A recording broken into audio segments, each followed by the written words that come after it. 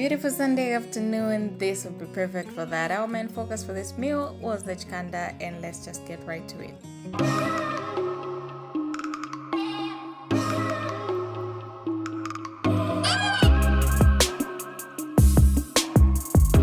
First of all, you have to wash them thoroughly, and then you have to. So, apapokusamfya, when you're using different dishes and then changing the water, that will help you to clean it more thoroughly, like I mentioned before. In this, now we have all the ingredients here on this plate. As you see there is soda. Those are 2 spoons of soda, and then there is salt. And I had to pick 3 tomatoes, depending on yourself. You can pick 3 or 4, and then there were groundnuts, and of course the main Lumanda itself. So when you start, you boil the water. After boiling the water, you put in the amount of soda that you would want. If it's half a spoon or maybe just 1 spoon.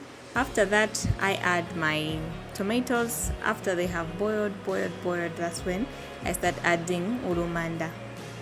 Adding Lumanda, it's according to the way that you would want it. In Lumanda, so I added a lot of them. Apparently in Ganiria 5 kwacha, inena sendere 5.5 yona bonfish. Apanabona fakamu manje salty, and then after I added some salt, I started stirring again. Stirring, you just have to be doing it gently. And then after that, I started putting my groundnuts, and as you already saw the groundnuts, they were not enough for me to put ulumando luadi furisha, so I had to put more groundnuts later on. So for now, this was how it started.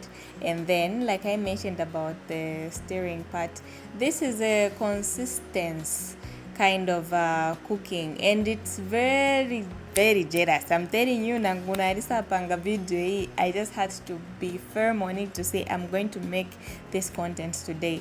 Otherwise, it was not an easy thing to be holding the camera and then making sure that I was cooking it while it had even reached to a point where it would overboil. So later, after I added some more groundnuts, and then I had put a bit of tomatoes. I had also put soda again, because even balanced tasty.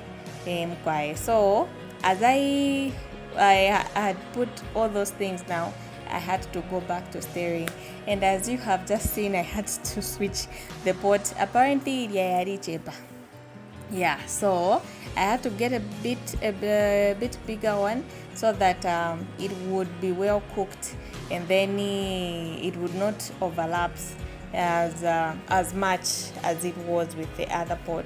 So I added some bay leaves. Those are totally optional, but according to how I found them, they were very tasty. If you would want to try them, well, it's very much up to you, but I found them to be delicious myself. I don't know how you would find it. I would really want to find out the feedback on whoever would want to try it. Otherwise, like I mentioned before, this cooking process deals with a lot of you paying attention to it. Like I said, it's a consistent kind of cooking. You have to stir a lot. And then I had to go now to my other meal, which was the impwa mixed with Lumanda. So there, first for me, I boil it, and then the water that I get to use, I remove the water. Did they say rinsing? Yeah, so I drain the water, and then I use that water later on for sometimes just drinking for myself, because sometimes I get to have a terrible cough. So a shimpweshona won't at some point, so I had to use the brazier. I had to use the stove later on. So this was a Sunday, and then that's how it came out. My goodness, I cooked this fish separately on a day before this one. So this was the meal. And then after I cooked my shima, there was also cassava in it. Oh my goodness, I'm telling you, it's not that ndefo kumikumbwisha, such as my cousin Msonda and my grandma. I'm sorry, I am very, very sorry, but this was delicious, just as it looks. And that was my kalembla on the other side. And this meal was wow, just everything. Otherwise, thank you so much for staying tuned to see how it ended. Hope you enjoyed this.